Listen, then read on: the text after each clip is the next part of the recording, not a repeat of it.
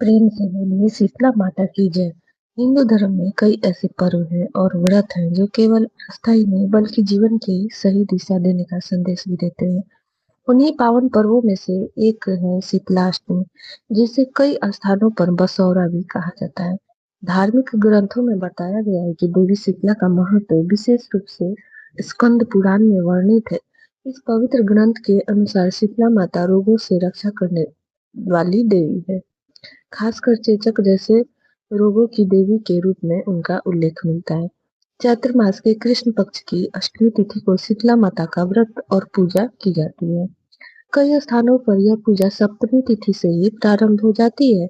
इस दिन माता को ठंडा और बासी भोजन का भोग लगाया जाता है। लेकिन क्या आपने कभी सोचा है कि शीतला माता को ठंडा भोजन ही क्यों चढ़ाया जाता है? इसके पीछे एक अत्यंत रोचक और शिक्षाप्रद कथा है। पौराणिक कथा के अनुसार एक समय यज्ञ की पवित्र अग्नि से एक दिव्य शक्ति प्रकट हुई। वह शक्ति थी माता शीतला। तब सृष्टि के रचयिता ब्रह्मा ने उनसे कहा, हे देवी, आप संसार के लोगों के रोग और कष्ट दूर करने वाली बनेंगी। जब तक मनुष्य आपके स्वरूप का सम्मान करेंगे और आपकी पूजा करेंगे, तब तक आप उन्हें रोगों से मुक्त रखेंगे। माता शीतला के साथ एक और शक्तिशाली अस्तित्व उत्पन्न हुआ। उसका नाम था ज्वारासुर। ज्वारासुर को बुखार और रोगों का राक्षस कहा जाता है। पौराणिक मान्यता के अनुसार उसका जन्म भगवान शिवा के पसीने से हुआ था।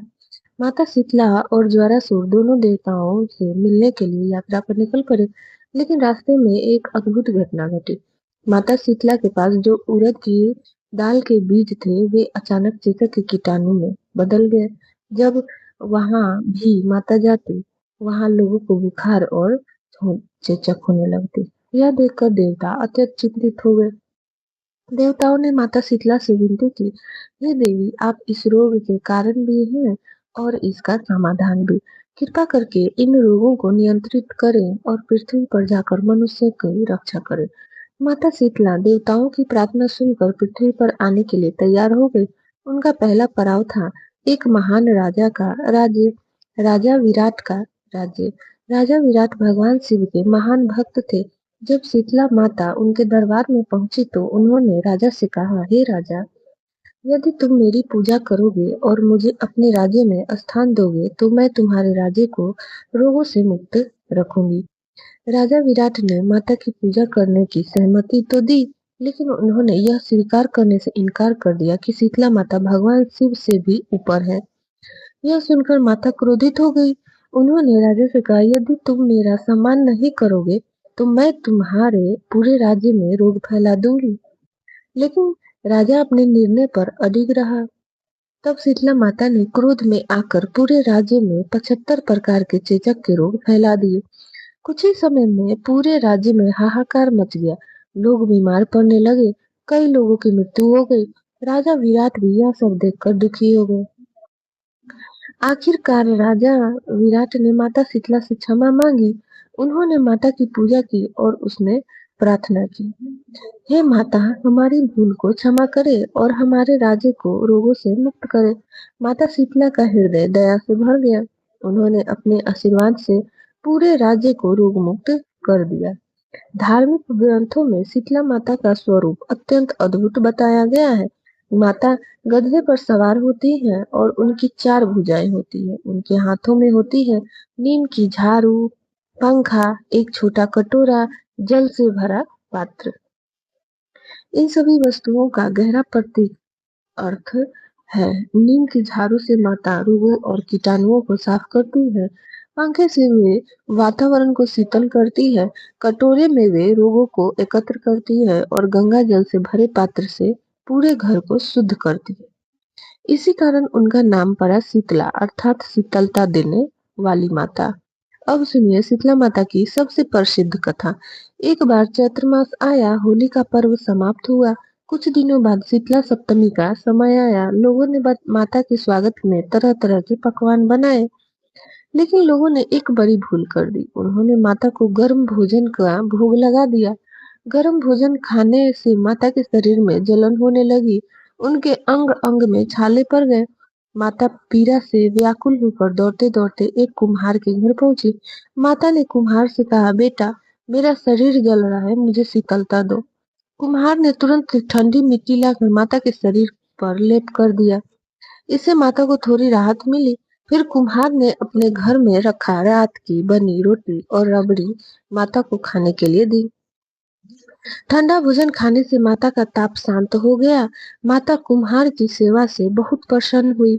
उन्होंने कुम्हार को आशीर्वाद देते हुए कहा, पूरी नगरी में संकट आएगा लेकिन तुम्हारा घर सुरक्षित रहेगा और तुम्हारे घर में हमेशा अन्न और धन के भंडार भरे रहेंगे। कुछ ही समय में पूरे नगर में भयानक बीमारी फैल गई। लोग त्राहि त्राहि करने लगे। लेकिन आश्चर्य की बात यह थी कि केवल कुम्हार का घर सुरक्षित था। जब लोगों ने यह देखा तो वे कुम्हार के पास गए और पूछा, तुमने ऐसा क्या किया कि पूरा नगर नष्ट हो गया लेकिन तुम्हारा घर बच गया? कुम्हार ने कहा, मैंने माता को ठंडा भोजन कराया और उन्हें शीतल किया, लेकिन तुम सबने माता को गर्म भोजन कराया जिससे उनके शरीर में जलन हो गई। तब लोगों को अपनी गलती का एहसास हुआ।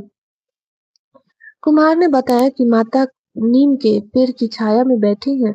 सभी नगरवासी वहां पहुंचे और माता से क्षमा मांगने लगे। माता ने कहा, तुम लोगों ने मुझे गर्म भोजन खिलाया जिससे मेरे मुंह में छाले पड़ गए, लेकिन कुम्हार ने मुझे ठंडा भोजन कराया इसलिए मैं उससे प्रसन्न हुई। लोगों ने माता से पूछा, हे माता, अब हमें क्या करना चाहिए? माता ने कहा, हर वर्ष होली के 7 दिन बाद शीतला सप्तमी या अष्टमी के दिन ठंडा भोजन बनाकर मेरी पूजा करो। यह कहकर माता अंतर्ध्यान हो गई। तब से यह परंपरा चली आ रही है। शीतला माता की कथा के बाद गणेश जी की कथा सुनने का विधान है। एक बार गणेश जी एक छोटे बालक का रूप धारण करके धरती पर आए। वे एक गांव में जाकर सभी से कहते, कोई मेरी खीर बना दो। एक बूढ़ी दादी ने कहा, आओ बेटा, मैं तुम्हारी खीर बना देती हूँ। जब दादी ने खीर बनाई तो थोड़ा सा चावल डालने पर भी पूरा बड़ा बर्तन खीर से भर गया। बाद में गणेश जी ने दादी की भक्ति से प्रसन्न होकर उन्हें धन और समृद्धि का आशीर्वाद दिया। कहा जाता है कि गणेश जी भावना के भूखे होते हैं। शीतला माता की यह कथा हमें कई महत्वपूर्ण संदेश देती है। स्वच्छता का महत्व, मौसम परिवर्तन में स्वास्थ्य की सावधानी, देवी देवताओं के प्रति श्रद्धा और सबसे बड़ा संदेश भावना और सेवा का महत्व। यदि आपको यह पवित्र कथा अच्छी लगी हो तो कमेंट में जरूर लिखें, जय शीतला माता, और वीडियो को लाइक और शेयर करें। प्रेम से बोलिए, माता शीतला की जय।